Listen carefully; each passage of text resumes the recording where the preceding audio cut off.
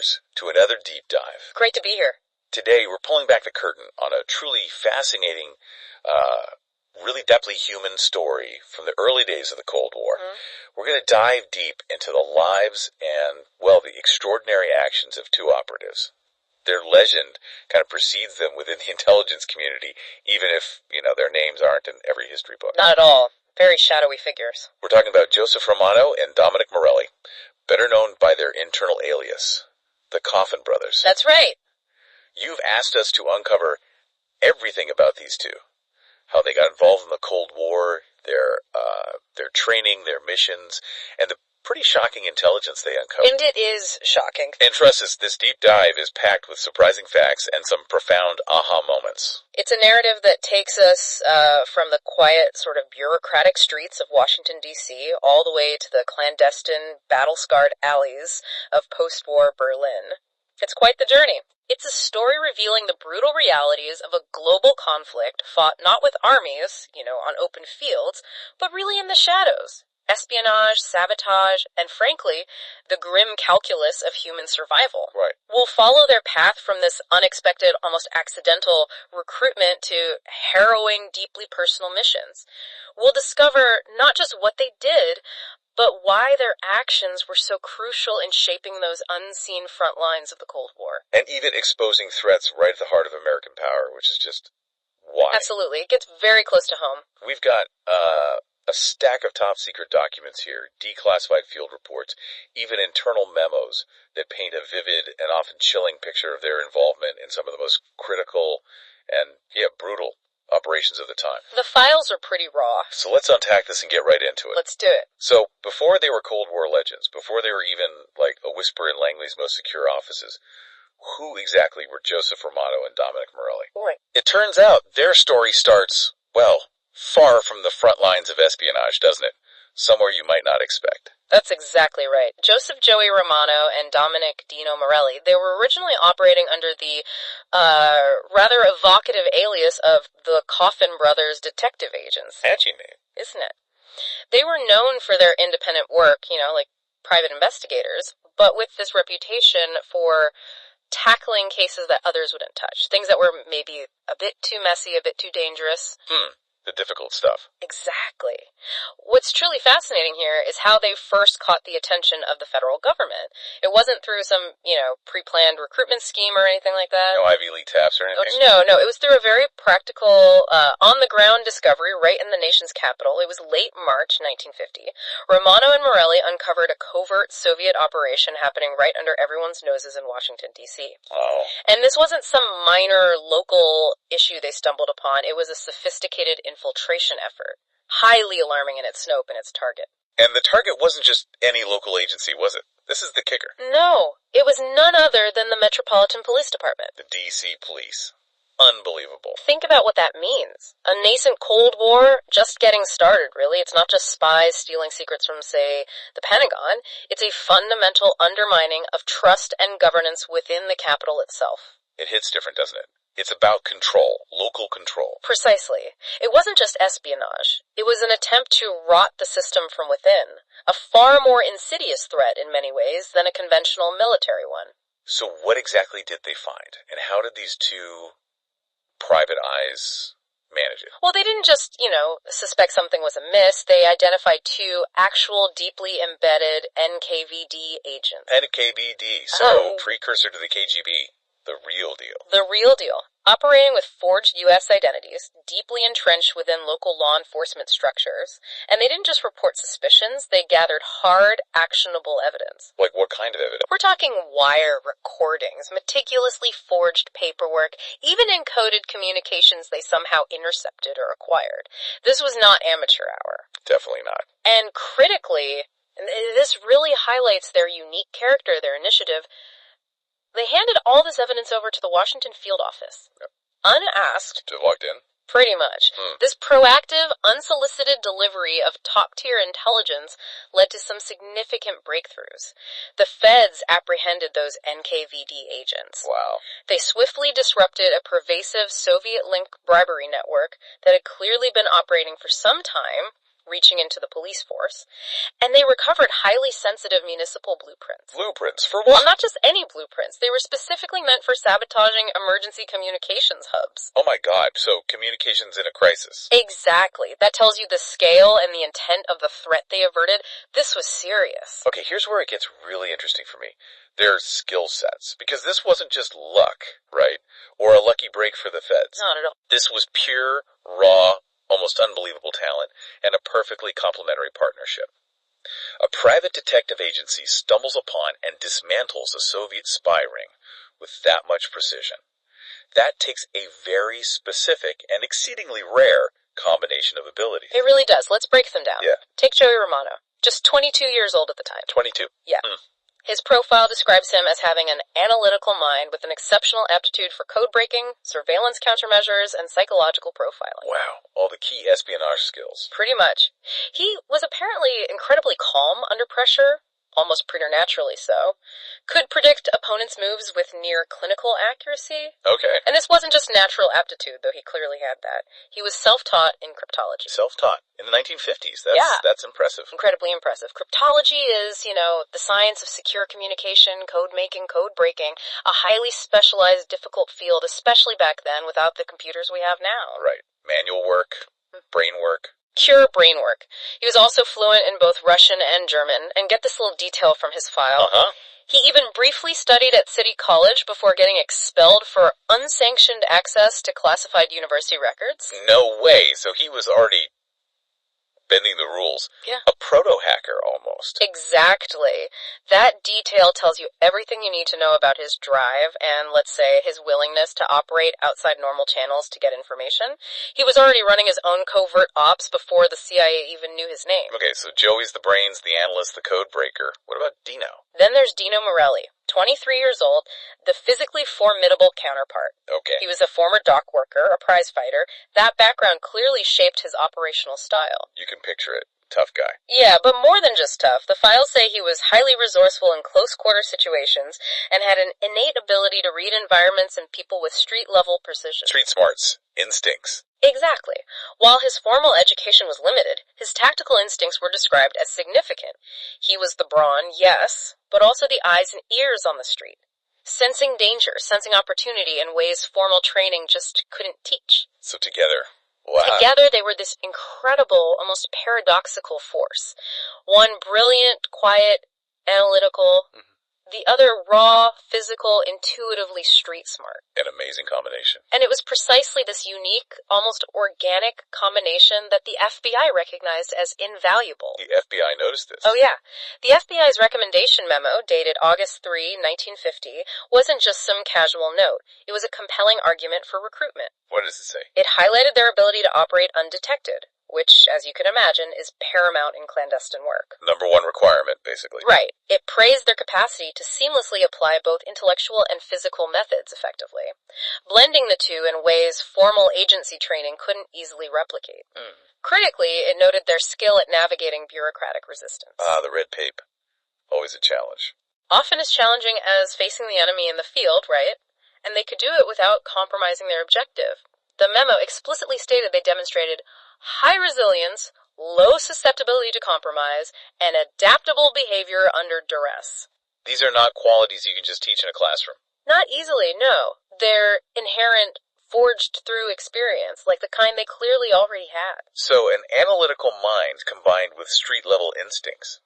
That's an extraordinary pairing. But how rare was it for the agency, the CIA presumably, to find such raw, unconventional talent and then integrate it? Weren't they worried? That's a crucial point. The FBI memo don't just note their skills, it highlighted that ability to navigate bureaucratic resistance. This was a calculated risk, absolutely. Yeah. Integrating outsiders, especially ones with a proven independent streak, They could be tricky. is always tricky. But it was a risk the agency, the relatively young CIA, desperately needed to take. Remember, the CIA was only founded in 1947. They were still figuring things out, especially how to operate effectively in the chaos of early Cold War Europe, particularly Berlin. Right. They needed people who weren't stuck in old ways of thinking. Exactly. People who could think outside the box, but also people they could trust implicitly with national security. This FBI recommendation wasn't just a suggestion. It was a clear, compelling case for recruitment. So the director signed off. The Director of Central Intelligence formally approved their recruitment into the CIA's Cold War Field Division. Made it official. Wow.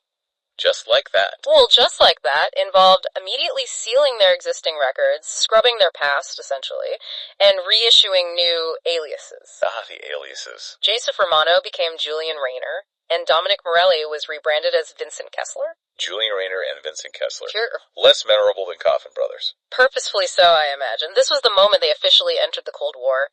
They transitioned from independent detectives to full-fledged covert operatives for the United States. Tasked with operations in where? Western Europe and Soviet-adjacent states. They were now on the unseen front lines, with a direct mandate from Langley. So, new aliases. Joey is Julian Rayner. Dino is Vincent Kessler. They were plunged straight into Operation Night Key. Destination, Berlin. The hot zone. But their entry into Germany. It wasn't exactly smooth sailing, was it? It was, well, disastrous. A true baptism by fire, even before they properly set foot on the ground. Absolutely disastrous. Their transport flight, Barlow 7, an unmarked Allied military courier plane, it crashed just an hour into German airspace. September 10th, 1950. Crashed. Just bad luck. Mechanical failure. Not according to the initial findings. Preliminary inspections of the wreckage, which Joey Romano, or rather Julian Rayner, detailed in his very first field report, they revealed deliberate sabotage. Sabotage already? Already, 2 specific cables feeding into the auxiliary ignition relay were meticulously cut and then cleverly twisted back just enough to simulate contact, making it look like they were still connected until it was too late. Wow, so we'd pass a quick visual check? Precisely. The pilot confirmed the plane had undergone a full inspection just 2 days prior. This wasn't an accident. Someone wanted that plane down. Meaning they were already on someone's radar. Or the mission itself was compromised from the start. Both are possible. Either way, it speaks to the immediate, pervasive threat they stepped right into. Any fatalities? Thankfully, no fatalities on board, but both agents sustained injuries that would have sidelined lesser operatives for weeks, if not months. What kind of injuries? Joey Rayner suffered a minor shrapnel wound to the calf, treated it himself with a field kit from what little gear they salvaged. Dino Kessler, true to his formidable nature, sustained a dislocated shoulder from the impact. And then, remarkably, had to self-reset it with Joey's help. Right there in the wreckage. God, the sheer grit that takes. Unbelievable. Right after a plane crash, and beyond the physical toll, they lost most of their essential gear. Clothing packs destroyed in the fire, disguises, documentation kits, partial cash reserves, all gone. So what did they save?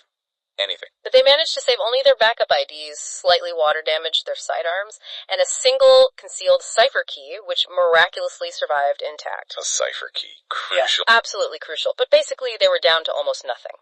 Despite this utterly disastrous start, no safe landing, injured, most gear gone, they pushed on. They couldn't just abort, could they? No, the mission was too critical.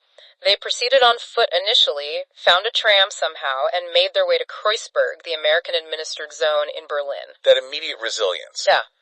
It just speaks volumes. It really does. In Kreuzberg, they linked up with their crucial contact, codenamed Henry. Ah, Henry. Tell me about him. Described as medium-built, glasses, spoke clipped English, operated out of a defunct bookshop, a classic cover. Right out of a movie. Pretty much. Henry was their lifeline, their only known friendly point of contact in a very hostile city. He confirmed he'd received their prearranged signal from days prior and arranged their safe transport deeper into Kreuzberg. Where did you put them up? Set them up in a 4th-floor apartment unit above an abandoned bakery. Described as sparse, unsecured, and, crucially, Rayner noted it was likely being watched by East Sector informants. There's no safe house. They were exposed from the start. Completely exposed. Living with the immediate understanding they were being monitored. Well, this rough start immediately highlighted the volatile, treacherous environment they'd just entered. Absolutely. And Joey Rayner's first report, dated September 12, 1950, just 2 days after the crash.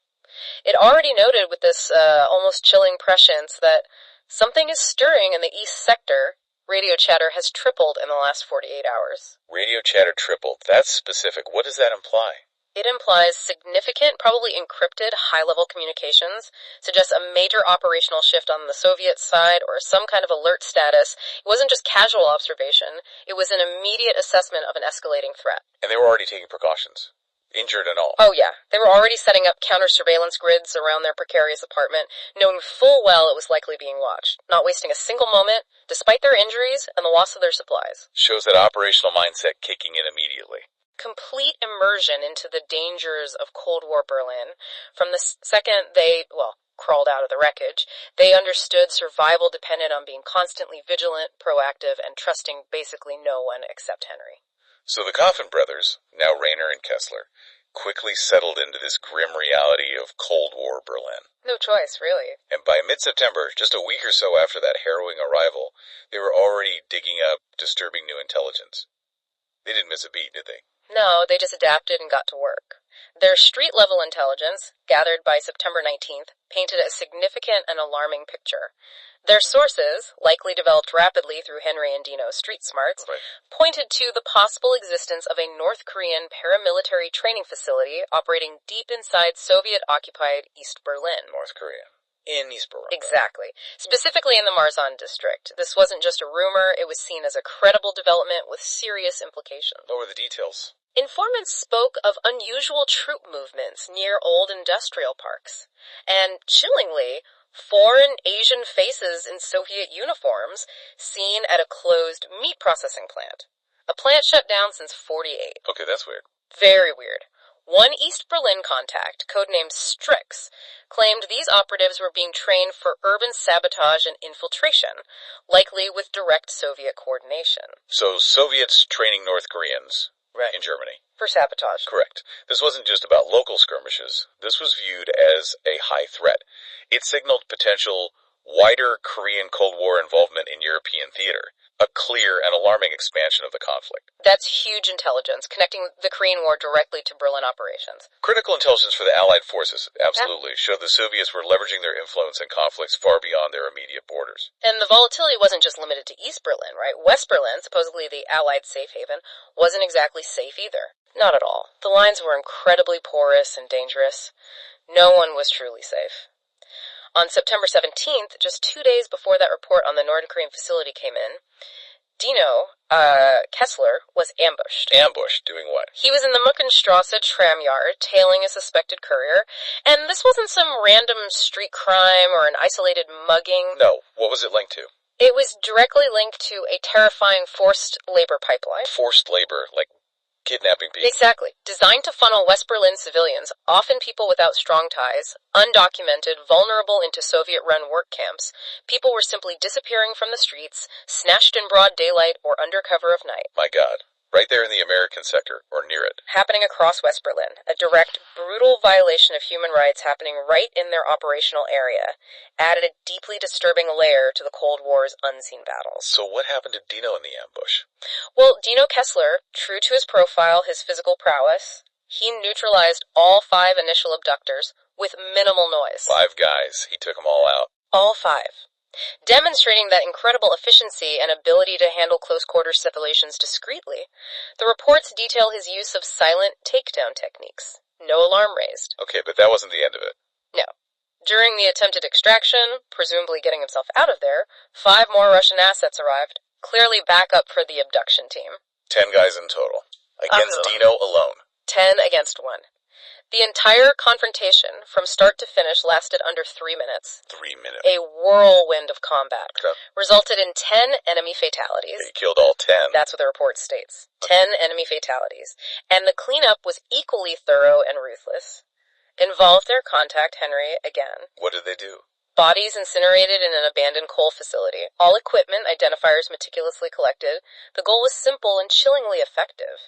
No civilian witnesses, no trail left. Erase everything. Erase any evidence that ever happened. Keep their presence, their actions completely clandestine in a city swarming with eyes. The pressure in Berlin was clearly building. These guys weren't just observing. They were actively engaging the enemy in these brutal close-quarters fights. They were right in the thick of it. But things were about to get far more personal, weren't they? And far more brutal. Something that directly impacted them and led to, well, another horrifying discovery. That's right. Roughly 6 weeks after their initial insertion, so we're talking late September, maybe early October 1950, Joey and Dino, Rainer and Kessler, suddenly went dark. Radio silence. Which must have set off alarm bells back at Langley. Big time. A terrifying void of information. We now know it was because they endured a devastating ambush. Another ambush. A major one. They went for what they thought was a routine intel exchange. A dead drop or quick meet in a sort of dead zone near Friedrichshain. Okay. Crucially, they were unarmed by design for this meet, trying to keep their operational footprint low after Dino's recent, very loud encounter in the tram yard. Right, trying to be quiet, but it was a trap. A massive trap. They were ambushed by an overwhelming force. 50 men. 50. 50. 50, you heard that right. And these attackers weren't carrying guns. They were armed with knives, chains, steel rods. Oh, God. Melee weapons, why? Likely intended to keep the confrontation quiet, no gunfire to attract attention, and maybe more. Personal. Intimidating. They tried to box the Coffin brothers in at a rail yard, intending to overwhelm them by sheer numbers, make them disappear without a trace. 50 against 2. Unarmed. What happened? And here's the unbelievable outcome. According to the internal reports, despite being unarmed and outnumbered 50 to 2, they eliminated every last one of them. Wait, what? They killed all 50, unarmed. That's the claim, and it's astonishing, almost defies belief. But it's corroborated, strangely enough, by an independent, chilling, and very public source. What source? The Marzahn Massacre, reported by the East Berlin People's Observer newspaper on October 3rd, 1950. An East German paper reported this. Yeah. It was often a mouthpiece for Soviet propaganda, but it spoke of 50 deceased Soviet personnel found killed in close combat near the Berlin Wall, or what would become the wall in Marzahn. The report specifically noted knife wounds and deep lacerations on each body. Consistent with the attacker's weapons. Exactly. And critically, the paper stated, no audible reports of gunfire, explosion, or conflict during the hours before the discovery. Silent kills. Right. The paper also noted no eyewitnesses came forward, and conveniently, surveillance footage was reportedly compromised due to a supposed power fluctuation. Covering it up, but confirming the core details. 50 dead. No guns. Precisely. This wasn't some random gang violence. The details strongly suggest it was the Coffin brothers fighting for their absolute lives against an overwhelming force. And somehow, against all odds, they won. 50 against 2. Unarmed. How is that even possible? Are there doubts in the files? Alternative theories? Or was it just sheer brutal skill and will? It's certainly extraordinary. The official East German report, despite the likely propaganda spin, does corroborate those key details, the lack of gunfire, the specific wounds. It points not just to their individual combat prowess, which was clearly immense, but perhaps, as you say, sheer will, maybe even a mastery of psychological warfare in close quarters, turning the attackers' numbers and chaos against them. We don't have a blow-by-blow, just the outcome. The outcome being 50 dead attackers. But this astonishing victory, this survival against impossible odds, came at a severe personal cost. They must have been badly injured. Terribly. Dino sustained a serious blade wound to the ribs, a dislocated knee. Joey broke 2 fingers, cracked a collarbone, and suffered a severe concussion that left him basically unconscious or delirious for 4 days. His analytical mind completely clouded. Incapacitated. Pretty much. And Henry, their reliable contact, again played a critical life-saving role. What did Henry do this time? Got them out of there. Helped them hide in a brung-out warehouse in Lichtenberg while they recovered, however crudely. He meticulously cleaned the site of the ambush, 50 bodies worth of cleanup, and dumped the bodies near the wall, same spot we used before, according to the notes, ensuring no trace was left. Same spot we used before? Chilling detail. Their lives now revolved around this brutal cycle of violence and cleanup. Survival and counterstrike, that was their Berlin reality. So what does this all mean? The Marzahn massacre wasn't random. It was the Coffin brothers fighting for their lives, and their survival led to a discovery that would change everything. Exactly. After their arduous recovery hiding out in that warehouse, they began meticulously sifting through the effects and any IDs they'd managed to grab from the ambush team during the fight. What did they find? Here's where it gets really interesting, connecting back to Dino's earlier fight. These weren't just random thugs or unknown Soviet soldiers they'd killed. They were identified as the very traffickers involved in the civilian abductions from West Berlin. The same guys Dino fought in the tram yard. The same network, yes. The ones involved in that forced labor pipeline. This ambush was clearly payback. A retaliatory strike for their interference with that Soviet operation. It meant they'd hit something important.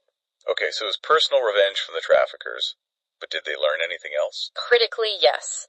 One of the traffickers didn't die immediately. He lingered. Oh boy. Over 2 agonizing days holed up in that warehouse, the Coffin brothers extracted a terrifying truth from him. Extracted? How? The files don't detail the methods, but you can imagine it wasn't pleasant. The truth they got was this. These traffickers weren't just moving people across sectors for forced labor, which is horrific enough. What else were they doing? They were supplying live test subjects to something far more sinister. A program codenamed Project Fantasy? Live test subjects. Human beings. Yes. This was a truly horrifying revelation, pushing beyond conventional espionage into the realm of outright atrocity. Civilians, often undocumented persons, the vulnerable, were being abducted from West Berlin, held in basements, and then transferred directly to Soviet chemical labs for testing. Testing what? The explicit goal was to test dosages of hallucinogenic agents, specifically a compound F47. Hallucinogens as weapons. Weaponized hallucinogens designed to cause nerve collapse after prolonged psychosis. My God. The report chillingly notes that rough estimates placed civilian casualties from these tests alone in the hundreds. Hundreds of people experimented on and killed. That's the intelligence they uncovered. Systematic, brutal human experimentation, turning the Cold War into a direct fight against unimaginable crimes against humanity happening right there in Berlin. Beyond the sheer horror, this reveals a chilling aspect of Cold War thinking, doesn't it? The desperate search for asymmetrical advantages. Absolutely. When the superpowers were locked in a nuclear stalemate, the temptation to develop psychological or biological weapons to break that deadlock became terrifyingly real, pushed ethical boundaries to their absolute limit, and then way past them. So the Coffin brothers weren't just stopping spies anymore. They were intervening in a horrifying vision of future conflict, one that threatened human sanity itself. They stumbled onto something truly monstrous. The discovery of Project Fantasy, and its horrifying use of human beings as test subjects, that clearly shifted the entire game for the Coffin brothers. This wasn't just espionage anymore, was it? No, it became deeply personal, driven by, you have to assume, a raw sense of justice, outrage, and a desperate need to stop this barbarity. So they had the code name. Did they know where it was happening? The captured traffickers' last breath, extracted over those 2 brutal days, gave them crucial coordinates. Their contact, Henry, helped cross-reference these with his sector maps, maybe some Allied intel he had access to. Project Fantasy was definitively identified. Operating out of a fortified complex beneath what used to be a Nazi-era hospital in the Weissensee district, East Berlin. Beneath an old hospital. Good cover. Excellent cover. Hidden in plain sight, leveraging existing, likely damaged infrastructure for a truly monstrous purpose. How was it disguised? As a quarantine ward. Plausible enough in post-war Berlin. Complete with a constant Red Army presence, which was actually unusual for a simple medical facility, a red flag if you knew what to look for. Alright, too much security. Exactly. And a Soviet medical train conveniently stopped there twice a week, likely for resupply, transport of materials, and horrifyingly, perhaps new test subjects abducted by those trafficking rings. God. So what was the core goal of Project Fantasy? The development of these hallucinogenic chemical agents, specifically compound F47, and the delivery method was key. How were they planning to use it? Meant to be dispersed via water supply infrastructure. And water. A silent attack on entire populations. That was the terrifying potential. A weapon delivered through the very water people drink. The intended initial application, according to documents they later referenced, was chillingly specific. Combat use against U.S. and Allied troops in Korea. Use it on the battlefield in Korea. Yes, designed to cause fatal psychotic episodes and disorganized mass retreat among enemy forces. Basically, weaponized madness to break enemy lines. Was it ready? The documents they eventually got indicated the formula for F47 was still in the testing phase, hence the horrific human experiments. But chemical stockpiles were already being smuggled out of Manchuria. Manchuria, why there? Soviet influence, proximity to Korea, possibly existing chemical facilities from the Japanese occupation. It indicated a serious commitment to its development and imminent deployment. The scale, the horror. It immediately elevated this to a top-tier existential threat for the agency. This intel came in around late September 1950, right? Initially through Dino while Joey was still recovering. That's right. Dino got the initial coordinates and purpose while Joey was laid up with that severe neck laceration from the Marzahn fight, 32 stitches. The file notes. 32 stitches. Oh. But the intel revealed something even more urgent, didn't it? A ticking clock. A huge ticking clock. It wasn't just about destroying the project eventually. Joseph Stalin himself. vicious. Joseph Stalin was planning to visit East Berlin within the week, specifically to inspect Project Fantasy. Stalin coming to personally oversee a project weaponizing psychosis. That escalates things. Massively. Beyond massively. It made it not just a mission to neutralize a chemical weapon, but a time-sensitive, incredibly high-stakes operation with global implications. The window was closing fast. This wasn't just preventing casualties in Korea anymore. It was about potentially disrupting Stalin's visit, striking at the heart of Soviet military-industrial ambitions. And it raised that desperate question. How could they just, two operatives, battered and barely recovered, possibly stop such a horrific weapon, especially with Stalin himself potentially on site? This was no longer just intel gathering or tactical disruption. It was do or die. A direct, desperate intervention. Joey's final report, Julian Rayner's final report on November 12, 1950, written just 3 days before their last known action, conveyed this grim, almost fatalistic determination. It chills you to the bone. What did it say? He stated, "No assistance requested at this time. No backup. None requested. No extraction window set. This is a one-shot operation." Oh, wow. They weren't planning on coming back easily. It reads like a stark, unequivocal declaration. They were going in alone, prepared for anything, even the ultimate sacrifice. He concluded with a line that truly captured their motivation given what they'd learned. Yeah. "We're going in with enough firepower to flatten a bunker and enough reason to make it personal." Enough reason to make it personal. The hundreds of dead civilians from the F-47 tests. Exactly. This mission had transformed into a deeply personal vendetta for the Coffin brothers, driving them toward what could only be described as a suicidal objective to prevent further atrocities, and maybe, just maybe, make someone pay. So, with Project Fantasy's location confirmed, the horrifying details known, and their motivation burning white hot, the Coffin brothers plunged into their most dangerous mission yet. Their final mission in Berlin, as it turned out. What happened next would be etched into CIA history, even if the details stayed buried in classified files for decades. On November 15th, 1950, just 3 days after Joey's last report, a major fire event occurred in the Weißensee district, precisely centered around that quarantined medical facility, the location of Project Fantasy. A fire. Just a fire. Much more than just a fire. The evidence of destruction was overwhelming, undeniable. Civilian accounts intercepted via local informants, black radio channels, they spoke of black smoke for 6 hours, a pall hanging over the entire district. 6 hours of black smoke suggest chemicals burning. Definitely. There were reports of screaming underground before it blew, then gunshots, followed by fire. This wasn't a small blaze, it was a cataclysmic inferno. Controlled chaos designed to eradicate everything. Did they have overhead confirmation? Yes. Satellite imagery, high-altitude reconnaissance, likely a U-2 precursor pass, confirmed a massive smoke plume. Approximately 2.1 kilometers in radius around the former Weißensee clinic ground. Huge. Massive. Furthermore, an infrared signature captured around 4:4 a.m. Berlin time indicated internal combustion and rapid heat rise, consistent with a chemical fire or, significantly, an underground detonation. So, explosives, not just fire. Likely both.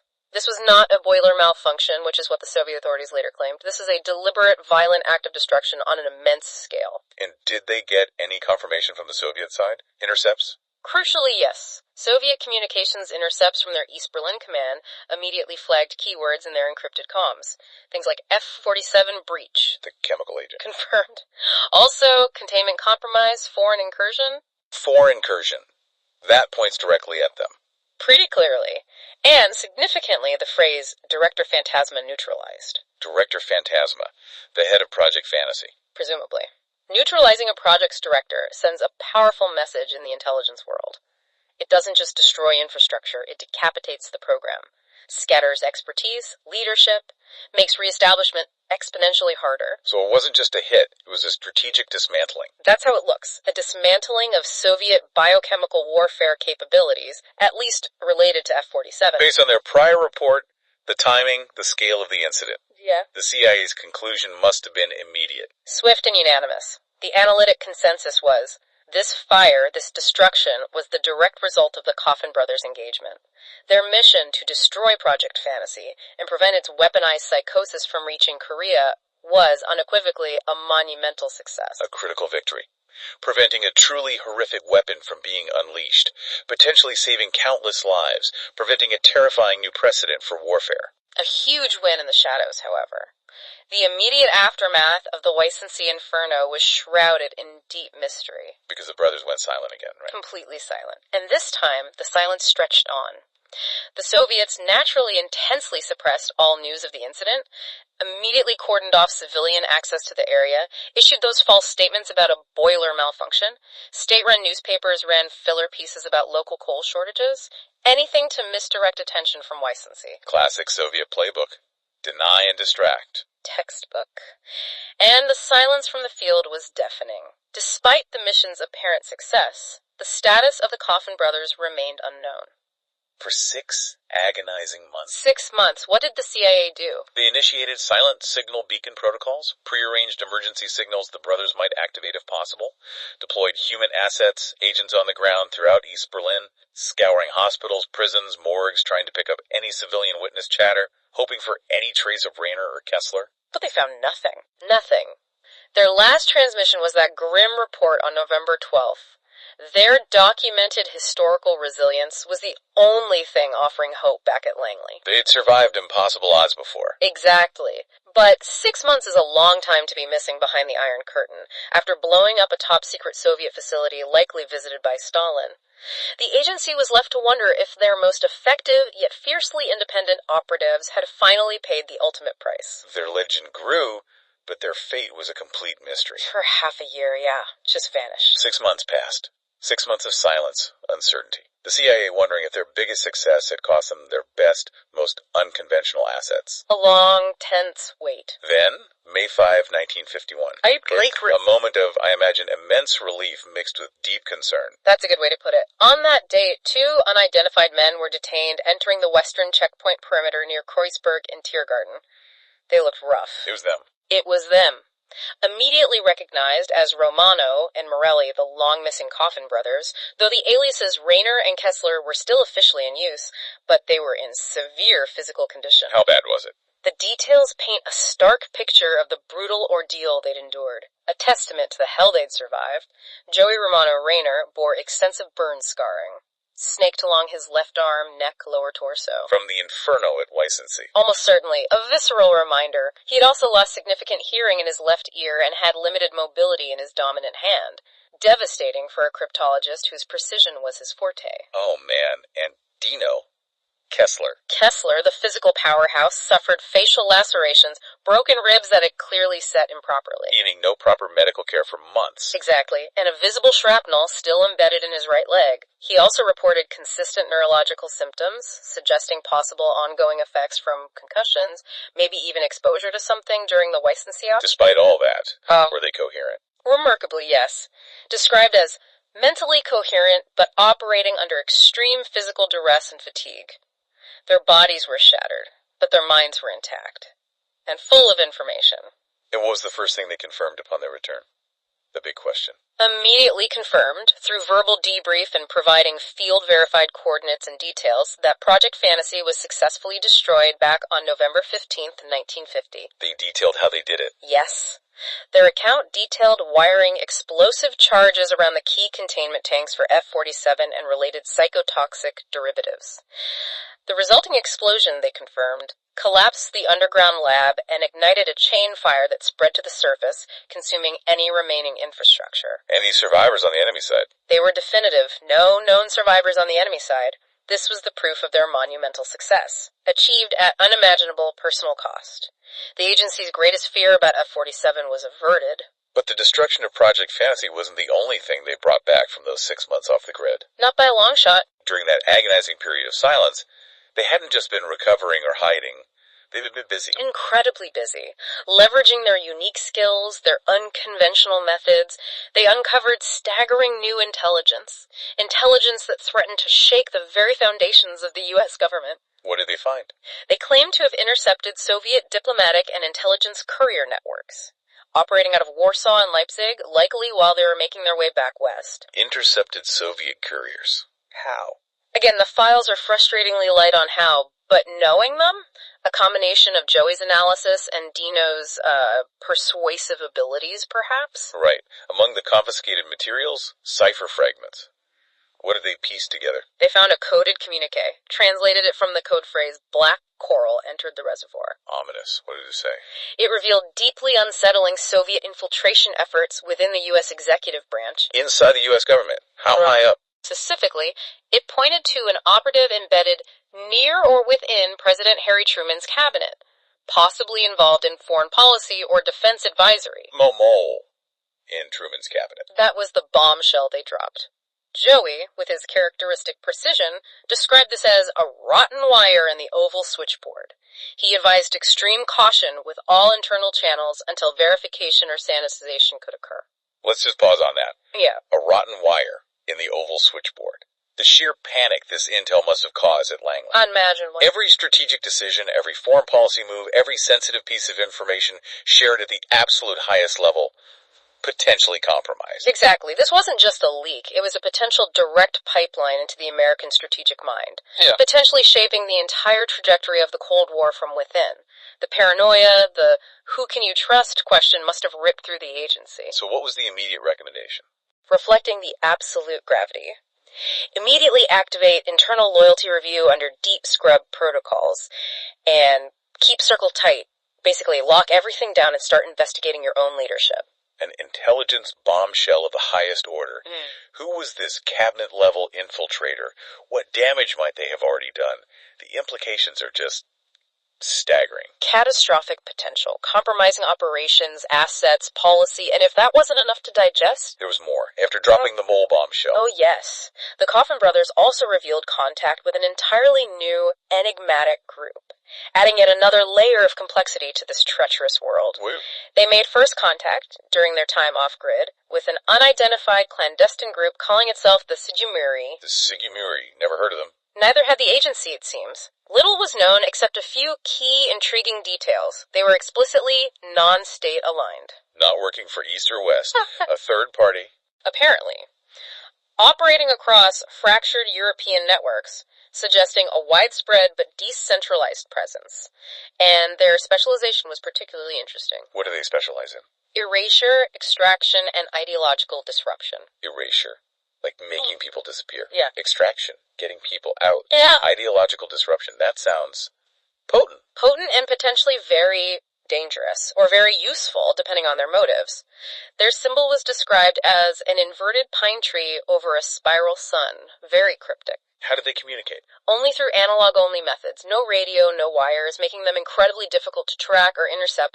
Ghosts in the machine. What did the brothers say about them? Romano Rayner claimed they offered knowledge in exchange for silence, a quid pro quo, while Morelli Kessler, with his usual blunt assessment, described them simply as weird but effective. Weird but effective, so the agency was left thinking. Asset, threat, unknown. The emergence of such a group operating outside the established superpowers introduced a profound new variable into the global intelligence landscape. The Sigimori. Wow. This isn't just another spy group. A non-state aligned entity with skills in erasure, extraction, ideological disruption. Operating via untraceable analog methods. That fundamentally changes the chessboard, doesn't it? Completely. Who are they really working for? What knowledge are they offering? And what's the price of silence? It introduces this profound new layer of uncertainty.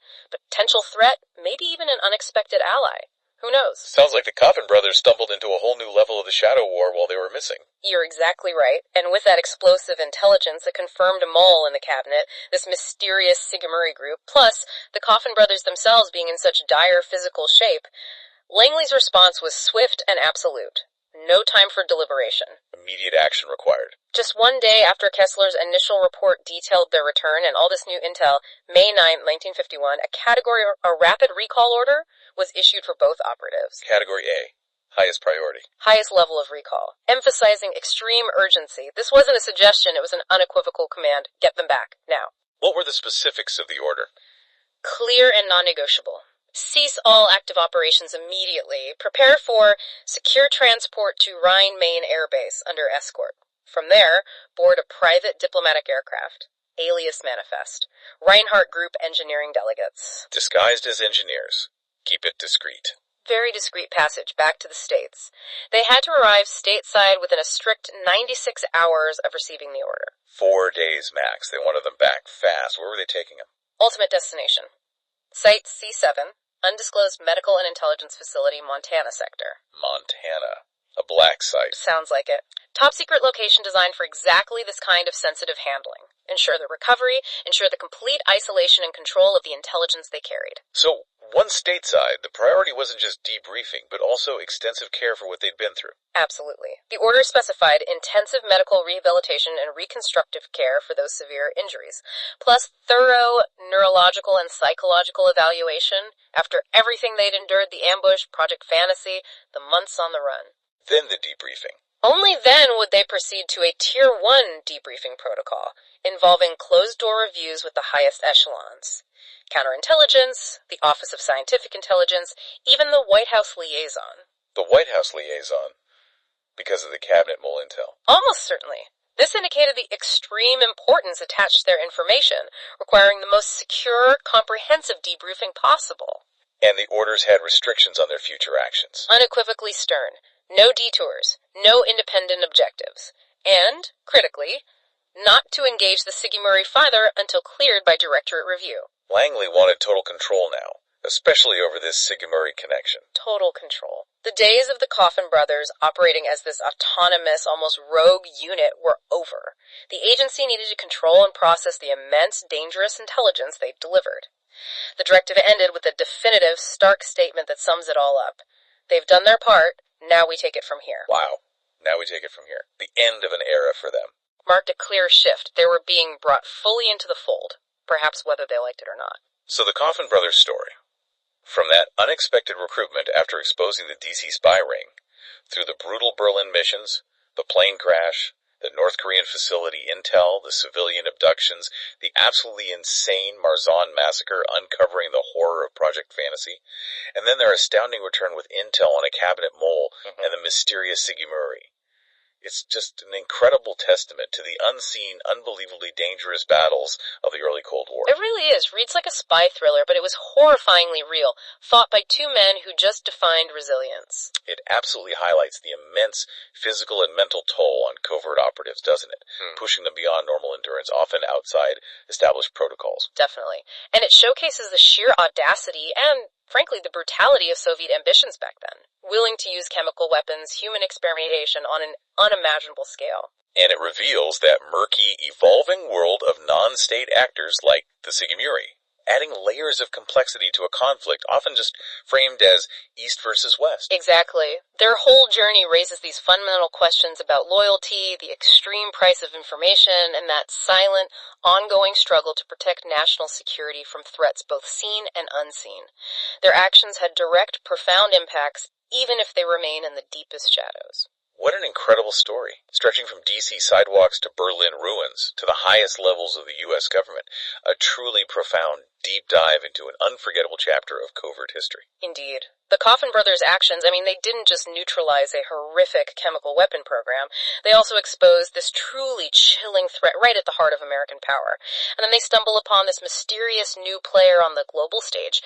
Their resilience, their unique capabilities, they really stand out, leaving this indelible mark despite all the secrecy. So what does this all mean for you listening? Well, their story reminds us that even in the Cold War, which we think we know so well, there are still these hidden layers. Covert operations, immense sacrifice, unexpected discoveries buried deep in the archives. It makes you wonder, doesn't it? How many other Coffin brothers were out there, fighting battles we still don't know about, making critical decisions that shaped history from the shadows? Absolutely. And what about the Sigimuri? What might their true intentions be? Operating in the periphery, offering knowledge in exchange for silence. Are they a force for good, something neutral, or something far more dangerous? Who were they really? It truly makes you consider how deeply intertwined these hidden struggles were with the public face of the Cold War, and how a seemingly minor event, like a PI agency in D.C., uncovering some local corruption, could snowball into these monumental, far-reaching implications, stretching all the way into the Oval Office. It's a powerful reminder that history is often written, or at least significantly influenced, by those we never hear about, those operating in the deepest, most dangerous shadows. a truly profound deep dive into a chapter of history that feels, straight out of a spy novel, but was horrifyingly real. We hope you gained some surprising insights today and maybe a deeper appreciation for the unseen heroes or perhaps anti-heroes of the Cold War. And we hope it sparks your curiosity, to keep exploring the hidden stories that shape our world, the forgotten battles, the unsung individuals who fought them. There's always more beneath the surface. Until next time, keep digging, keep questioning, and keep learning.